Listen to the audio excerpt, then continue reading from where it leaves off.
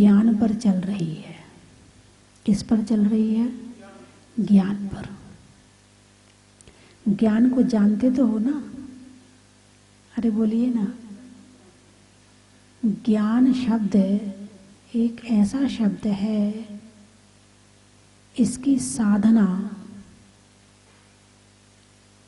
इसका प्रयास, इसको जानने का पुरुषार्थ सारी जिंदगी किया जाए तो भी कम है। इसकी साधना के लिए कई जन्म लग जाते हैं, तब कहीं जाकर के ज्ञान प्राप्त होता है। उस ज्ञान का नाम है केवल ज्ञान। ज्ञान का क्या नाम है? केवल। केवल आपके यहाँ केवल तो आती होगी हैं? हाँ, टीवी के माध्यम से, टीवी केवल के माध्यम से आती है। हाँ है, लेकिन ये वो वाला ज्ञान नहीं है। हाँ, केवल का मतलब मात्र, अकेला, ओनली ज्ञान बचा है, कुछ नहीं बचा। जहाँ मोह नहीं है, जहाँ आयु कर्म नहीं है, जहाँ कुछ कोई कर्म नहीं है, मात्र ज्ञान बचा है, उसका नाम है केवल ज्ञान। और उसकी चर्चा हम कर रहे हैं। कल चर्चा हुई थी कि शास्त्र पढ़ने वाले को ज्ञानी कहते हैं। शास्त्र पढ़ने वाले को शास्त्री कहें, यहाँ तक तो ठीक है, मगर ज्ञानी कहते हैं, यहाँ थोड़ा सा कंफ्यूज हो जाता है। जो ज्ञान की गहराई में पहुंच गया है उसके लिए शास्त्र पढ़ने वाला शास्त्री, दूध बेचने वाला दूध वाला, रिक्शा चलाने वाला रिक्शा वाला, ऐसे शास्त्र पढ़ने वाला शास्त्री हो सकता है। ज्ञानी कहना भी कुछ बाकी है, ज्ञानी बनने में कुछ बाकी है अभी, है ना। यदि ज्ञान मात्र शास्त्र पढ़ने से आता तो बहुत सारे मुनिराज पहले के समय में ऐसे होते थे कि जो अक्षरीय ज्ञान से रहित होते थे, जिन्हें शब्द पढ़ना नहीं आता था और वो मोक्ष चले जाते थे। यदि शास्त्र पढ़ने से ही मोक्ष मिलता है तो जो बिना शास्त्र पढ़ने वाले हैं, क्या उनको मोक्ष नहीं मिल सकता है? पहले के समय में जब तीर्थंकर दीक्षा लेते थे तो बहुत सारे उनके साथ में ऐसे भक्त भी दीक्षा लेते थे जिन्हें पढ़ना नहीं आता था, क्योंकि पहले के समय में अक्षरीय ज्ञान की विद्या केवल राजा महाराजा या धनाढ़ संपन्न सेठ परिवारों को मिलती थी, सामान्य लोगों तक नहीं पहुंच पाती थी। वो तो केवल उनका ज्ञान एक से दूसरे ने दिया, दूसरे से तीसरे ने दिया, तीसरे को चौथे ने दिया, और ऐसे करते करते वो चलता रहता था। लेकिन वो ज्ञान, शास्त्र वाला ज्ञान और पढ़ने वाला ज्ञान कुछ लोगों तक सीमित रहता था। तो जब राजा महाराजा दीक्षा लेते थे तो उनके साथ में और भी प्रजावासी होते थे जिन्हें वैराग आ जाता था, वो भी दीक्षा ले लेते थे। अब दीक्षा ले ली, गुरु से दीक्षा ले ली, और दीक्षा लेने के बाद में गुरु ने बता दिया, भाई 28 मूल गुण का पालन ऐसे ऐसे करना है, 5 समिति में ये करना है, देखकर चलना, एरिया भाषा समिति से बोलना, प्रतिष्ठापन समिति से रखना उठाना है। तो इस तरह से ये सारी चीजें बता दी, क्रियाएं हैं, एक बार बताई, याद हो गया, करने लगे। अब शास्त्र यहाँ पढ़ने की जरूरत नहीं पड़ी, बिना शास्त्र के 28 मूल गुणों का पालन हो गया। अब 28 मूल गुण में एक स्वाध्याय नामक भी मूल गुण है सटावश्यक में। अब स्वाध्याय तो बिना शास्त्र पढ़े कैसे संभव है? तो शास्त्र पढ़ने के लिए सामूहिक स्वाध्याय होता है, गुरु बैठकर पढ़ते हैं और समझाते हैं, और जब वो समझाते हैं तो बहुत कुछ अंदर में उतर जाता है, और जब उतरता है और जब मुनिराज सामायिक करने बैठते हैं, उसे चिंतन मनन में लेते हैं, वो याद हो जाता है। शास्त्र पढ़ना नहीं आता, लेकिन सुन करके श्रुत ज्ञान। कौन सा ज्ञान? श्रुत ज्ञान। कान किस लिए हैं? सुनने के लिए हैं। जो पढ़ नहीं सकता है वो सुनकर ज्ञान कर सकता है। सुनने से भी बहुत ज्यादा ज्ञान होता है। अब आप प्रवचन ही तो सुन रहे हो ना, आपको जितना ज्ञान है, शास्त्र पढ़ने वाले कम होंगे और सुनने वाले ज्यादा होंगे। तो सुनकर ही तो आपने ज्ञान प्राप्त किया है।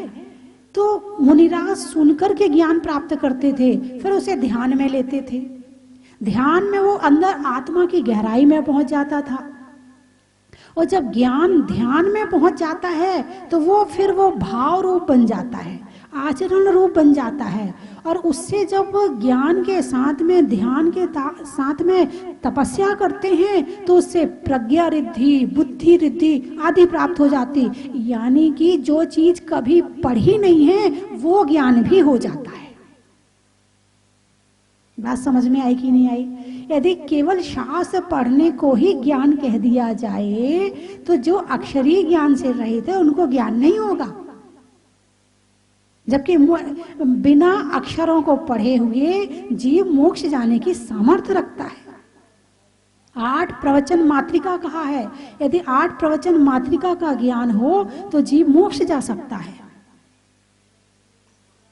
तो इस तरह से मात्र शास्त्र ज्ञान को ही ज्ञान नहीं कह सकते। अब आपका प्रश्न होगा, यदि शास्त्र ज्ञान ज्ञान नहीं है तो स्वाध्याय क्यों करती है? इतने शास्त्र क्यों पढ़े जाते हैं? बात बिल्कुल ठीक है। अब मुनिराज ने दीक्षा ले ली। दीक्षा लेने के बाद स्वाध्याय जरूरी है। श्रावक के 6 आवश्यक, देव पूजा, गुरु उपासना, स्वाध्याय है। मुनियों के 6 आवश्यक, समता, वंदना, स्तुति, स्वाध्याय। दोनों को, यानी स्वाध्याय एक ऐसी चीज है कि जिसमें दोनों को रखा गया है। मुनिराज के लिए स्वाध्याय जितना जरूरी है, श्रावक के लिए भी स्वाध्याय उतना ही जरूरी है। बिना स्वाध्याय के श्रावक की क्रिया पूर्ण नहीं है और बिना स्वाध्याय के साधु के मूल गुण पूर्ण नहीं है। स्वाध्याय तो करना ही करना है। अब मान लो शास्त्र स्वाध्याय करने के लिए कहा तो क्यों कहा? चलो वहां सामूहिक स्वाध्याय हो गया, लेकिन श्रावक है उसको भी तो स्वाध्याय करना है। तो शास्त्र पढ़ना जरूरी है। आजकल अनपढ़ लोग कम हैं, पढ़े लिखे लोग ज्यादा है ना? तो स्वाध्याय तो कर सकते हैं, शास्त्र तो पढ़ ही सकते हैं। अब स्वाध्याय मौखिक भी हो गया और पढ़कर भी हो गया, दोनों तरह का हो सकता है। स्वाध्याय के 1 नहीं 5 भेद कहे हैं। वाचना, प्रच्छना, आमनाय, अनुप्रेक्षा है। स्वाध्याय के 5 भेद का 1 नहीं कहे हैं। यदि आपने प्रश्न पूछा है और उसका उत्तर ध्यान से सुन करके उसे आचरण में ले आए हैं तो ये भी स्वाध्याय हो गया। यदि आपने 12 भावना बैठकर ध्यान से पढ़ी हैं तो ये भी स्वाध्याय हो गया। अनुप्रेक्षा, कौन सा स्वाध्याय हो गया? अनुप्रेक्षा। आपने प्रवचन सुने हैं और आंख बंद करके बैठ के उस प्रवचन का रिवीजन किया है, ये भी स्वाध्याय हो गया। स्वाध्याय एक तरह से नहीं होता, नहीं तो केवल शास्त्र पढ़ने को ही स्वाध्याय कह दें तो फिर ये 5 भेद कहां से आएंगे? तो प्रच्छना भी स्वाध्याय है। तो स्वाध्याय दोनों में जरूरी है। अब स्वाध्याय क्यों जरूरी है? प्रश्न हो सकता है, भाई हमने पूजा कर ली, भगवान की अभिषेक कर लिया, बस बहुत है, स्वाध्याय क्यों करना है? लेकिन नहीं, देव पूजा, गुरु उपासना, स्वाध्याय, 3 चीजें बताई हैं। देव, शास्त्र, गुरु। यहां पर शास्त्र बीच में है, देव आगे हैं, गुरु पीछे हैं। लेकिन श्रावक के लिए देव, गुरु, फिर स्वाध्याय है। स्वाध्याय की प्रेरणा कहां से मिलेगी? गुरुओं से मिलेगी। इसलिए 6 आवश्यक में पहले गुरु उपासना रख दी, बाद में स्वाध्याय रखा है। तो स्वाध्याय क्यों करना चाहिए? क्यों जरूरी है स्वाध्याय? अनादिकाल के संस्कार किसके हैं? अनादिकाल से हमने कौन से संस्कार ग्रहण किए हैं? क्रोध, मान, माया, लोभ, हिंसा, झूठ, चोरी, कुशील, परिग्रह, यही संस्कार है ना? है? और पूजा और अभिषेक करने के बाद में क्या वो फिर वापस आ जाते हैं, फिर वही शुरू हो जाता है, फिर क्रोध शुरू हो जाता है, फिर मान शुरू हो जाता है। ऐसा ही होता कि नहीं होता है? तो स्वाध्याय बता दिया। अब स्वाध्याय में क्या होगा? क्रोध का वर्णन आएगा, मान का वर्णन आएगा, उसके दोष बताएंगे, उसके दोषों का फल बताएंगे, उससे कर्म बंध बताएंगे, उससे कर्म बंध से होने वाले दुख बताएंगे, उसके फल बताएंगे। तो उससे लगेगा अच्छा, क्रोध करने से ऐसा ऐसा होता है, ओहो मैं क्रोध नहीं करूंगा। अब ये कैसे भाव पैदा कैसे हुए? मैं क्रोध नहीं करूंगा, स्वाध्याय से। हैं? अब ये भाव स्वाध्याय से पैदा हुए। अब धीरे धीरे जब रोज रोज करोगे, रोज रोज पढ़ोगे, कभी मान को हटाने की, कभी माया को हटाने की, कभी हिंसा, झूठ, चोरी, कुशील को हटाने की, कभी इन सब चीज को हटाने की, और जो 10 धर्म है, 12 भावना है, इनकी प्रशंसा पढ़ेंगे और उनको करेंगे तो पाप से हटेंगे और पुण्य में लगेंगे। और यहीं से भेद विज्ञान की शुरुआत हो जाएगी। तो इसीलिए देव पूजा, गुरु उपासना के साथ साथ स्वाध्याय भी अत्यंत अत्यंत अत्यंत जरूरी है। धर्मोपदेश भी एक स्वाध्याय है। उपदेश, आप उपदेश सुन रहे हैं, क्या हो रहा है? स्वाध्याय चल रहा है। हम धर्मोपदेश दे रहे हैं, स्वाध्याय चल रहा है। आप सुन रहे हैं, स्वाध्याय चल रहा है। धर्मोपदेश करने के पहले मंगलाचरण किया, हाथ जोड़े, प्रभु का स्मरण किया, गुरुओं का स्मरण किया, फिर स्वाध्याय शुरू किया। फिर आपने हमेशा सब जगह देखा होगा, प्रवचन के बाद में जिनवाणी स्तुति की जाती है। हमने इस तरह से समापन करके हमने स्वाध्याय का समापन किया। ये स्वाध्याय है, उपदेश नाम का स्वाध्याय है।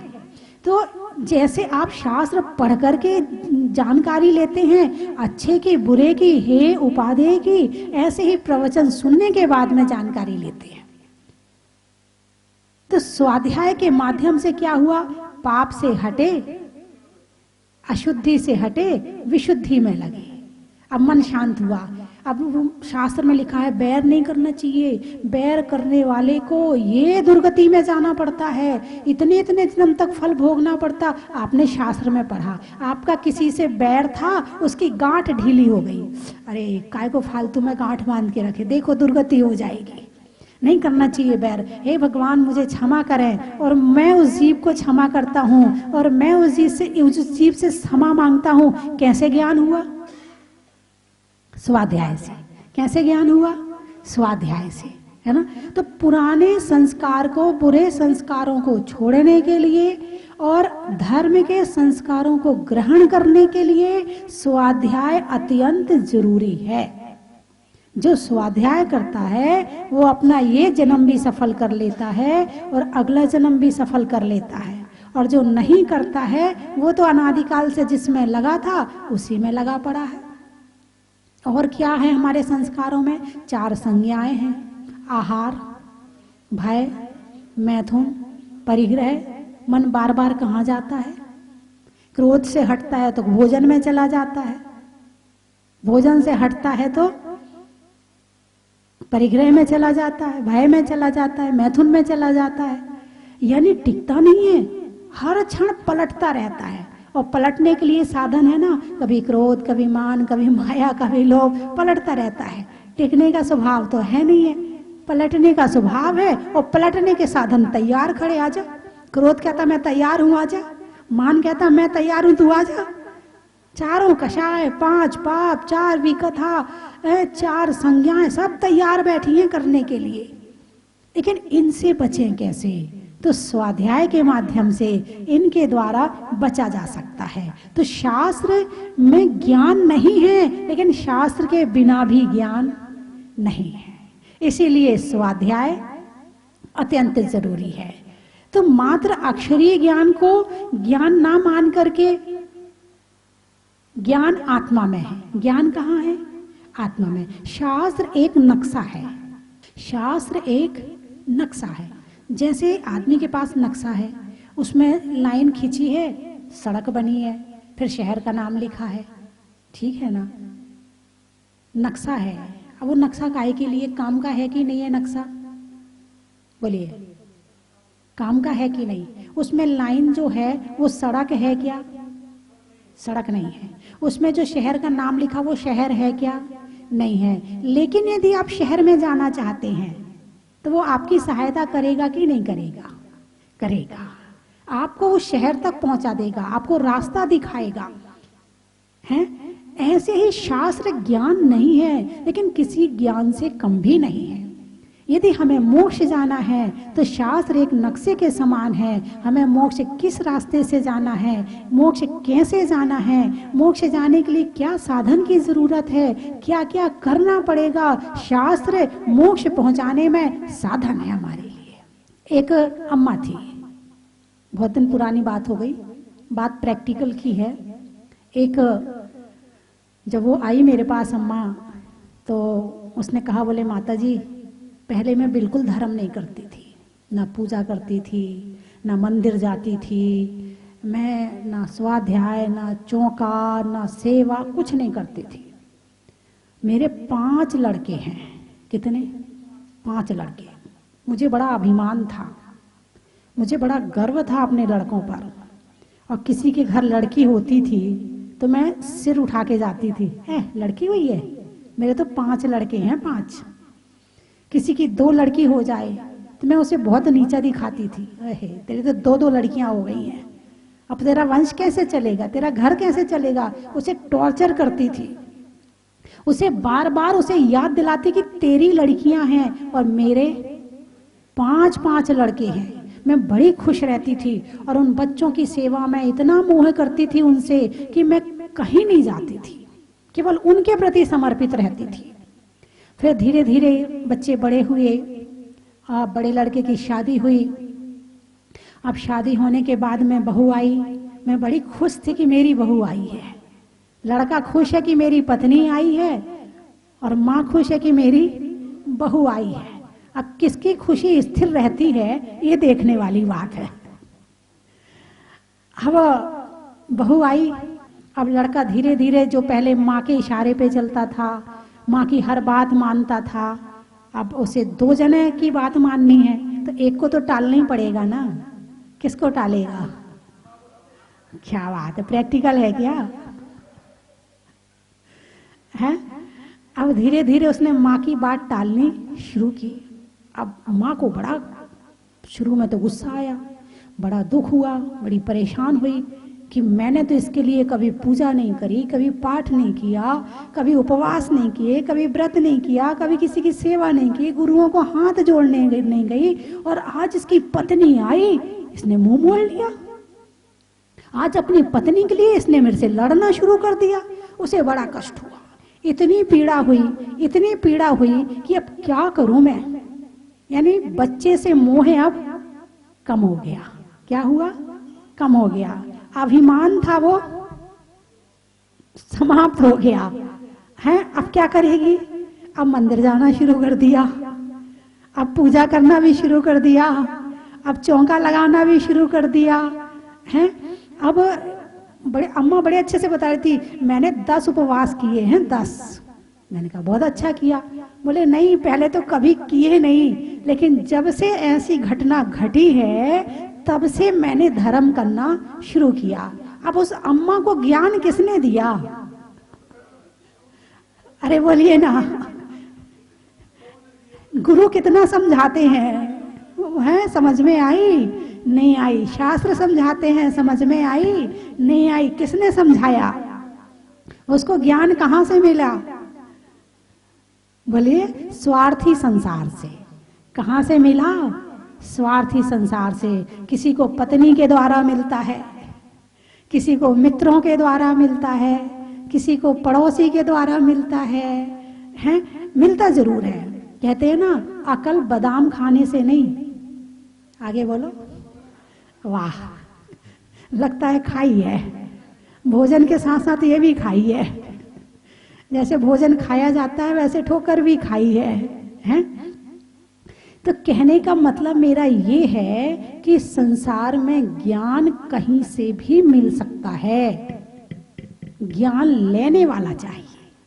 अभी मैंने इतने सारे उदाहरण आपको दिए कि इनको शास्त्रों के माध्यम से ज्ञान नहीं हुआ, इनको ज्ञान हुआ प्रैक्टिकल से। तो ज्ञान चाहिए कि नहीं चाहिए? अरे बोलिए ना, चाहिए। कौन देगा? किससे? नहीं, कौन देगा? देने को तो बहुत है, तुम लोगे किससे ना? इनके पास तो बाद में आओगे, पहले तो परिवार ज्ञान सिखाता है। तुम एक बोलो वो 10 सुनाता है।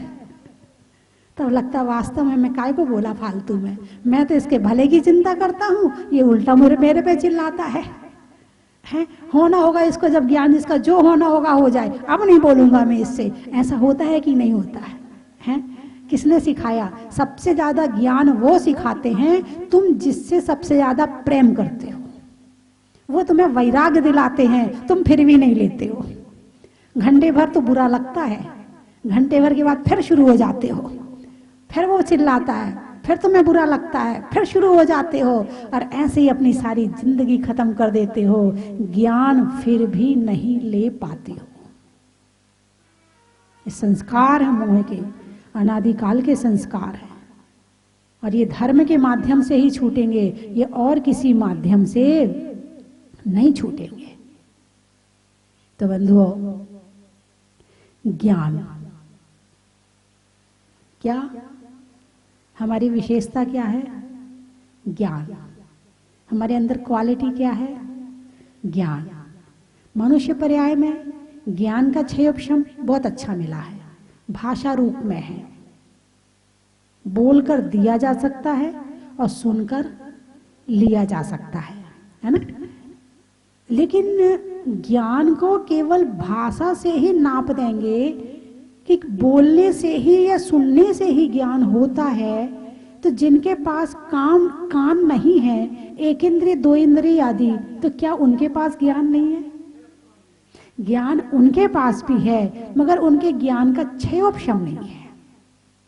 जैसे एक लालटेन है, लालटेन में शीशा लगा होता है और अंदर उसमें बत्ती में ज्योति जल रही होती है, उसमें अग्नि जल रही होती है। अब जलते जलते शीशे में कालिक लग जाती, धुआं आते आते वो शीशा काला हो जाता है। लालटेन आजकल के बच्चों ने तो नहीं देखी होगी, है, क्योंकि घर में लाइट है, लाइट के साथ में फिर इन्वर्टर है, जनरेटर है, और नहीं तो अपनी लाइट है। हाँ, बड़े अपने अपने साधन है, सुविधा है।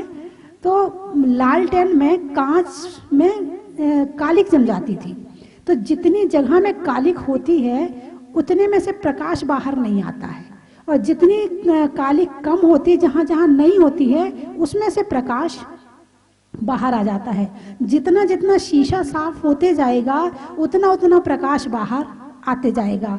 तो प्रकाश बाहर नहीं आ पा रहा है, इसका मतलब ये नहीं है कि अंदर ज्योति नहीं है, अंदर उजाला नहीं है तो सही, मगर कालिक जमी हुई इसलिए बाहर नहीं आ रहा है। ऐसे ही 1 इंद्रिय 2 इंद्रिय 3 इंद्रिय 4 इंद्रिय 5 इंद्रिय, ज्ञान सबका बराबर है। ज्ञान में किसी के कहीं कोई अंतर नहीं है, एक राई के बराबर भी अंतर नहीं है, इतना सा भी अंतर नहीं है। जितना ज्ञान एक पेड़ पौधों को है उतना ही ज्ञान मनुष्यों को है। लेकिन ज्ञान के 6 ऑप्शन में, उसके बाहर निकलने में, किसका कितना ज्ञान ढका हुआ है और किसका कितना ज्ञान उघड़ा हुआ है, बस अंतर इसमें पड़ रहा है। तो जो मनुष्यों का ज्ञान है उनका 6 ऑप्शन बहुत बढ़िया है, बहुत बढ़िया 6 ऑप्शन है। सुनने का, समझने का, देखने का, फीलिंग का, बताने का, महसूस करने का, हर चीज का 6 ऑप्शन बहुत अच्छा है। लेकिन हम इस ज्ञान को कहाँ लगा रहे हैं, अब देखने वाली बात ये आती है। कोई भी बात आपको हंसी आई, हंसी क्यों आई? सामने वाले ने कुछ बात बोली, आपको समझ में आई तो आपको हंसी आई, और समझ में नहीं आएगी तो हंसी नहीं आएगी। यानी ज्ञान कहाँ लगाया? हंसने में लगाया। किसी ने आप पर गुस्सा किया, क्रोध किया, बुरा भला कहा, आप दुखी हो गए, आप रोने लगे। अब ज्ञान कहाँ लग गया? रोने में, दुखी होने में। ज्ञान ही ज्ञान नहीं होता, समझ में नहीं आता तो क्या आप रोते? नहीं रोते। ठीक है ना? सामने वाले ने आपसे गुस्से में कुछ कहा, आपको भी गुस्सा आ गया। सामने वाले की बात समझ में आई कि ये मेरे से गुस्से में बोल रहा है ना? तो आपको गुस्सा आया। अब आपने अपना ज्ञान कहाँ लगाया? गुस्से में लगाया। आपको चीजों की कीमत पता है, सोने की, चांदी की, कपड़ों की, बूट की, सूट की, तो पहनने के बाद में अभिमान आया। अच्छी कोठी बनाने के बाद अभिमान आया। तो वस्तुओं की कीमत समझ में आई तो अभिमान आया। बिना समझ के अभिमान आ सकता है क्या? नहीं आ सकता है। प्रकट नहीं हो सकता, आता तो है, रहता तो है, क्योंकि सभी जीवों में क्रोध मान माया लोभ है, लेकिन प्रकट रूप में आना वो मनुष्यों में अच्छी तरह से है। तो अभी हमारा ज्ञान क्रोध, मान, माया, लोभ, हिंसा, झूठ, चोरी, कुशील, परिग्रह है, हास्य, रति, अरति, शोक, भय, जुगुप्सा, स्त्री वेद, पुरुष वेद, नपुंसक वेद में लग रहा है हमारा ज्ञान। भगवान का ज्ञान कहाँ लग रहा? जितना ज्ञान भगवान के पास में है उतना ज्ञान हमारे पास भी है, लेकिन हमारा ज्ञान कर्मों में लग रहा है। पुराने कर्म के उदय में लग रहा है और नए कर्म के बंध में लग रहा है। और भगवान के पास कर्म नहीं है, इसलिए उनका ज्ञान आत्मा में लग रहा है। सारा खेल ज्ञान का है। यदि किसी को सुधारना है तो जो ज्ञान अज्ञान बन गया है इसको सुधारना है। जो ज्ञान में अशुद्धि आई है कषायों की, इसको सुधारना है। मुंह को नहीं सुधारना है, नाक कान आंख को नहीं सुधारना है। किसको सुधारना है? अरे बोलिए ना, किसको सुधारना है? ज्ञान को सुधारना। ज्ञान के सुधरते ही सब सुधर जाएगा। दुखी बैठे हो, ज्ञान को सुधार लो, सुखी हो जाओगे। बात समझ में आई कि नहीं आई है? तो बंधुओं, आज ज्ञान पर चर्चा चली, और चर्चा ज्ञान पर इसलिए चल रही है कि प्रज्ञा परिसय की बात चल रही है। ये पता चल जाए कि जब शाब्दिक ज्ञान अंदर में बहुत आ गया, बहुत इकट्ठा कर लिया, बहुत ज्ञानी हूं मैं, तो ऐसा विचार कर लिया, तो अभिमान आ गया। लो, ज्ञान का ही अभिमान आ गया, तो अब क्या करोगे बताओ? तो जहां ज्ञान में अभिमान आ जाए वो भी अज्ञान बन जाता है। इसलिए ज्ञान का अभिमान भी नहीं करना है ना। करने में ध्यान का, तलवार में म्यान का, और आत्मा के ज्ञान का। जोर से बोलिए, घर में सुनते हो ना? है पानी में खोलने का, बनिया में तौलने का, आपके जोर से बोलने का, चलने में पात का, मित्रों में साथ का, तीर्थंकरों में मुनि सुव्रत नाथ का, हिंदी में मात्रा का, स्कूल में छात्रा का, आज आपकी जहाजपुर की यात्रा का, आत्मा में एक का, मनुष्यों में नेक का, और करने में भगवान के अभिषेक का, लगाने में नारा का, आकाश में तारा का, और करने में भगवान की शांति धारा का, अनाज में दाने का, इनाम में पाने का, और आपके आज यहाँ आने पर आपको आनंद आने का। क्या बात है, ये बड़े जोर से बोले। बांस बाड़ा दोनों का बताऊं, एक का बता दूं? दोनों का बता दूं? दोनों का बता देते। रुई में पौनी का, क्षेत्रों में कोनी का, और आने वालों में खांदू कॉलोनी का। जनवरी में जाड़ा का, जाड़े में काढ़ा का, और आने वालों में बांसवाड़ा का। और कहाँ से आए? सूरत से। प्रभु की मूरत का, मनुष्यों की जरूरत का, और आने वालों में सूरत का। अहमदाबाद। नहीं होने में विवाद का, भोजन में गाद का, और आने वालों में अहमदाबाद का।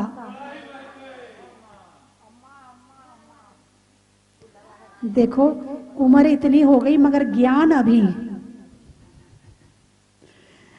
ज्ञान बड़ी महत्वपूर्ण चीज है। चलिए और बताइए, कहां से आए? ग्वारा। अच्छा, बजने में 12 का, आकाश में तारा का, और आने वालों में ग्वारा का। सारे हो गए, कोई बचा तो नहीं? बोलिए 24 भगवान की। हम लोग तिजारा से आ रहे हैं, 10 दिन वहां पर हमने चौका लगाया था, मानस बना के आए थे कि हम जहाजपुर में जाएंगे, रात्रि रुकेंगे और शांति सारा करेंगे। जैसे ही हमने इस मंदिर का पंच कल्याण हुआ और पहली बार जब माता जी यहाँ आए और रात को हमने जब दर्शन किए, हम इतने खुश हो गए, इतने खुश हो गए भगवान को देखकर और इस जहाजपुर के मंदिर को देखकर कि माता जी ने क्या गजब का मंदिर बनवाया है। बहुत ही आनंद आ गया माता जी, बहुत खुशी हुई। और मैंने मानस बनाया सवेरे हम माता जी का दर्शन करेंगे, यहाँ पर अभी शांति तरह करेंगे और पूजन विधान करने के साथ हम रात्रि को भोजन के लिए पूजन आए थे। हमने मना कर दिया था कि हम लोग 8 बजे निकल जाएंगे, मना कर दिया था हमने। और जैसे ही हमने शांति तरह की और आपके दर्शन किए, हम हमारा मानस चेंज हो गया। अब यहाँ रुकेंगे और माता जी का प्रवचन सुनेंगे, फिर हम विधान करेंगे और फिर भोजन करके लौटेंगे। पर माता जी हमने इतनी जगह से आ रहे हैं, जो आनंद हमको यहाँ जहाजपुर में आया, मुनीश्वरनाथ भगवान के दर्शन करके जो आनंद आया और देखा ऐसा मंदिर पूरे भारत में कहीं भी देखने को नहीं मिला। इतना बढ़िया एकदम वाइट मार्बल के अंदर मंदिर को देख करके जो खुशी हुई आत्मा के अंदर, ऐसी खुशी आज तक जीवन में, मेरे जीवन में तो नहीं मिली माता जी। बहुत वंदना भी माता जी, वंदना भी माता जी। कोरोना काल में हम रोज पारस चैनल पर रोजाना नियम से ही हम ये शांति धारा अभिषेक देखा करते थे, क्योंकि और कोई काम था नहीं घर के अंदर। सुबह से मंदिर जाना बंद हो गया तो घर पे ही हमने मंदिर बनाया, घर पे ही पूजा पाठ अभिषेक देख के पूजा शुरू कर देते थे। और इतना आनंद वहाँ आता था देखने में भी मैं व्यक्त नहीं कर सकता। लेकिन आज जो आनंद यहाँ आया, दिल में समाया है, वो तो मैं कैसे बताऊं, शब्दों में व्यक्त नहीं कर पा रहा हूं मैं। इतना बड़ा विशाल मंदिर, विशाल प्रांगण और इतना सुंदर मंदिर, विश्व में मेरे ख्याल से पहला मंदिर वैसा होगा। तो मैं भावना भाता हूं कि आगे की जो योजनाएं हैं इस मंदिर के प्रति वो भी शीघ्र पूरी हों और माता जी आशीर्वाद दें हमें भी कि हम बार बार यहाँ मंदिर में दर्शन करने, आपका आशीर्वाद प्राप्त करने तो आते रहें, यही हमारी भावना है।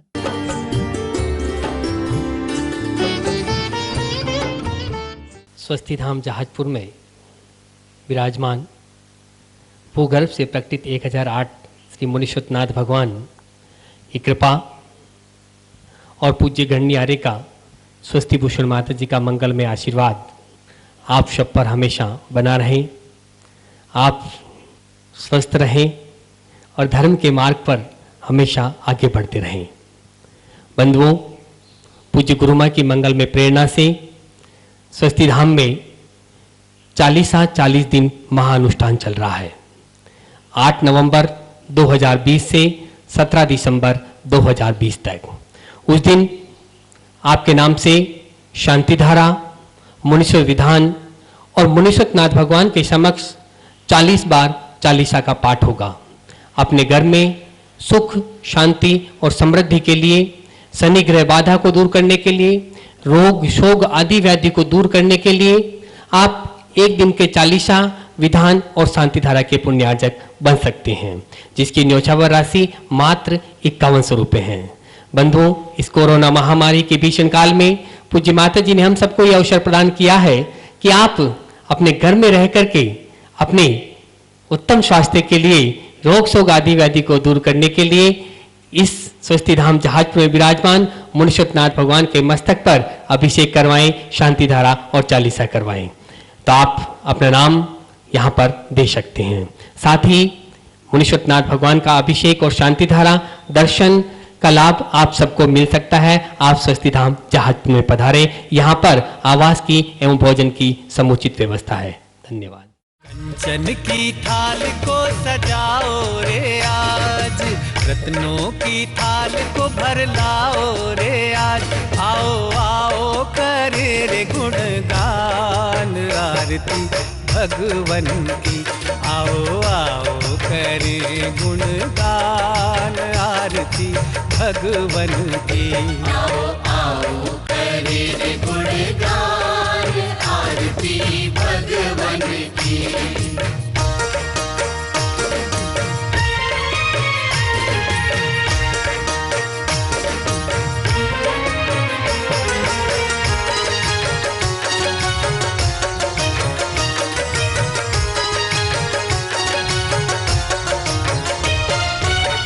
पिता सुमित्र के राज दुलारे, माँ पद्मा जी के नैनों के तारे। पिता सुमित्र के राज दुलारे, माँ पद्मा जी के नैनों के तारे।